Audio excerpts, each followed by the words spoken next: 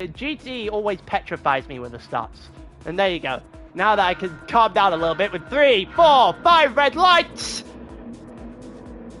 And his lights out, and here we go. It took a little bit of a time, but Aura's got away like a lightning bolt all the way to the lead straight away. It's reminiscent of Monza all over again. As he got away scot-free this time, he's a long way ahead.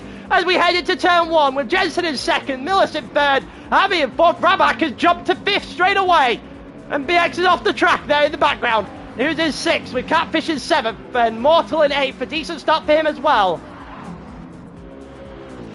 Yeah, blinded by their headlights for a little bit. But Rabak has got off to a flying start, and so has Aura. Dino up into 9th. Snipes into 10th. A bad start for him, as he's dropped 3 or 4 positions so far in this race. Alessandro's still 11th. Syndra's dropped a couple as well off the start of this one. Anonymous and Iggy remain at the back of the grid. Iggy's already dropped off the back at this lap, so he's going to drop at least 2 positions. It might be the case he drops the Dino in 8th at the moment as well. So all the positions he gained off the start on the soft tyres might be about to be handed back. Let's see where he drops then. So his penalty starts now, comes off the racing line. There goes BX, there goes Catfish. I think Dino's getting him as well. Is there going to be a room for Snipes on the outside? No, there is not. So Rabak drops to 8th, right behind Dino, who's in Falcon. I'm going to go onto the board with on chase camera angle, so we stop getting blinded by headlights, and get a good shot at Snipes going after Rabak here. Mortal is also really close in, so we might include him in the angle in a split second here. Snipes again, not looking for that. That's what we're going to do. We're going to sit here. Oh, that's under the wall with BX! It's BX! He's in the wall! And it looks like he may have just hit too many curbs. Because that's one thing the McLaren is not good at. And it's one thing Kyoto has a lot of. BX in the wall, the mistake already, and he's last. Your tyres very quickly if that happens. Javi being stuck here behind Jensen is an absolute mare for Arix. Javi needs to get by. For his own race, he needs to get by here. We've also got Catfish and Dino behind fighting. Actually going to take a look. Actually, we're not going to take a look at that because Javi might be about to send it on the inside here. Javi finally gets past the medium tyre runner. It's taken him 5 laps. Probably 4 laps more than it should have. He finally got it. He's up in a 3rd. He needs to get away. Dino got past Catfish as well. But yeah, 4/10 of a second that split these two. These two doesn't look like there's going to be any sort of a move here unless there's a mistake. Doesn't look like there's going to be a mistake. Mortal doing enough to hold on for just a little while longer. Let's have a look. Oh, Javi and Jensen, they're fighting here. Javi and Jensen are fighting right now. Is Javi going to be able to hold this? Looking to the inside. Still on the inside against Jensen. Does not hold it. Jensen gets by and up in a 3rd again, and the tyres are just swinging back.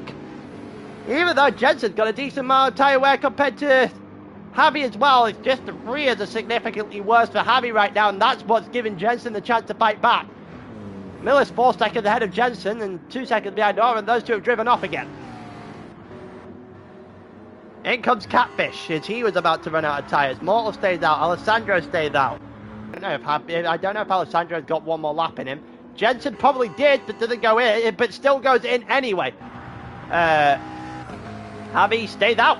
So Javi's going to go the one more. Alessandro's in. Mortal in. Syndra stays out one more. Let's have a look what Aura's doing here then. Aura's catching right up to Anonymous. Still 5.5 seconds ahead of Dino. This is where we get to figure out how close anyone is to Aura at this point in time. Millis onto the medium tyres. There's Jensen and Millis. And Jensen's got onto softs with less than half a tank. And he's undercut. Well, technically, undercut both of them. Gone in, but he's put less fuel. So he's done a little bit different. A different strategy here for Jensen. Onto the softs, less fuel. Millis has gone onto mediums with more than half fuel. Same did over on the prior lap. And that becomes very interesting, because now at Jensen, on the alternate strategy, he's going to get the lead of this race. He's into the pits now then. Syndra should not be able to go much longer. He hasn't done his pit stop yet. He's in. Anonymous is doing very well on the fuel saving right now, but unfortunately for him, he's already comfortably off the back of the group. He's going to technically be in the lead of a ALR eSports race here. And he is. There you go. He's going to lead an eSports race. Anonymous, albeit won't be for very long, has got something to hang his hat on in this race. Here comes Jensen with Aura. Here we go. Jensen to the inside. And Jensen's got Aura on the softer tyres there. And Jensen technically takes the net lead of this one. And he's going to get himself ahead of the FGR boys. This is going to be where strategy is going to play a massive role. We're not going to be able to tell you who's properly in the lead of this race for another, what, maybe 20 laps at this point. And Jensen's going to look to the outside of Anonymous. These are fighting for position technically. And Jensen makes it look easy. Aura's going to try and fall through the hole. He needs to do it. Doesn't get through the hole. Anonymous is just going to place his car where he needs to place it. Aura is stuck behind him right now until Anonymous goes deep. Anonymous goes deep, and Aura should be able to just drive on through. It has done with relative ease there.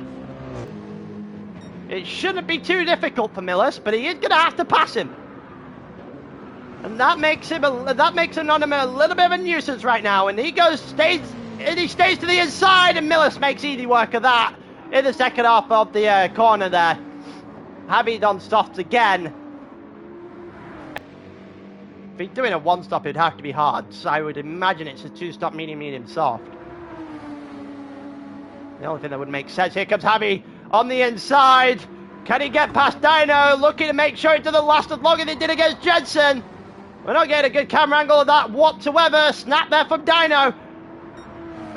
It still allows for Javi to be inside. They're still there. Still side by side on the way through. And he kept it. The Falcon driver has kept it pretty nicely there. Javi still trying to force his way through on the inside of the final corner here. Oh, I didn't think he contacted him. He has. It was a great defense right up till there. Javi made contact. And he's let him, yeah, he has. He saw it straight away. He's let Dino back through. Let him back through straight away. That's going to be Rabak into this now. Lost all that time. He's currently held up by his snipes, and we're going to go to the front. So, 8/10 of a second. You're not wrong when you say you're catching. 8/10 of a second now. Split the FGR drivers and Jensen. And here comes Jensen to the pits. Off the soft tyres comes... He's had no soft tyre left. Jesus. No fuel, no soft tyre. Got everything out of the car there. We head into the final couple of corners on the lap. Aura's got fresh tyres, remember. Mortal's about to go into the pits. He's got no real control over his car there either. Mortal, he just takes the outside line, doesn't really defend it, allows Aura through. In comes Millis. In comes Syndra. Millis is out. I think he might be out well ahead of his teammate as well. He is. So Millis is going to try and go a little bit longer on less fuel than the Merc.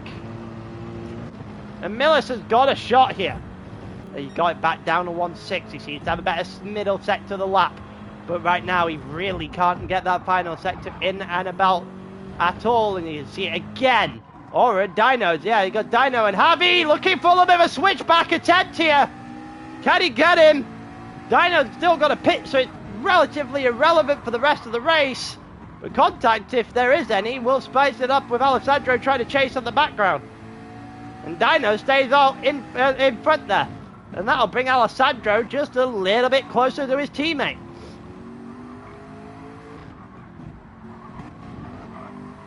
Javi doesn't really have much of a go off here. Is Dino staying out? That's the real question I want to know now. Those tyres look like they're about to fall off a cliff. And the answer is no, he didn't. Alright, so Dino makes his pit stop to end this one. 6/10 of a second. It's the gap between Millis and Jensen right now. That tyre's not going to the end. Jensen's tyre is not going to the end here. Not remotely close. He is 80 seconds off the back of Millis, so there's no real hope. of winning this race. And it goes around the outside. Hammy's got the inside line. It's a much better line. But the exit might be great for Jensen. And he's now going to swing it all the way to the outside. And he gets a better exit. And nice momentum to carry him through. And up ahead of Javi into P3. That is realistically as good as he's going to get. The two FGR boys might end up fighting for the lead of this race. A little bit of a slide there through turn 1. Nothing going for Sindra against Alessandro right now. Sindra's having a bit of an issue. Sindra's not getting to the end of this race. Sindra's definitely not getting to the end of this race. He had the moment where he was about 3/10 and he got really close, and that might have been his opportunity, you know. By the looks of it, if that's the case, it's opportunity squandered. Iggy and Sindra are fighting it out now. Falcon needs the extra points. Falcon needs Sindra at the very least to get Iggy, and potentially Dino to try and force something as well. Let's have a look. Is there a move for Sindra on the outside for ninth? Round the outside he goes on Iggy. And he is going to get it. He is going to get Iggy here. He's going to offer him a lot of space in the process, but he is going to get it. Iggy might fight this back. P1. I don't really think there's going to be an awful lot of fighting there for P1, to be honest with you. Millis and Horror are just going to stay as they are. We got T1.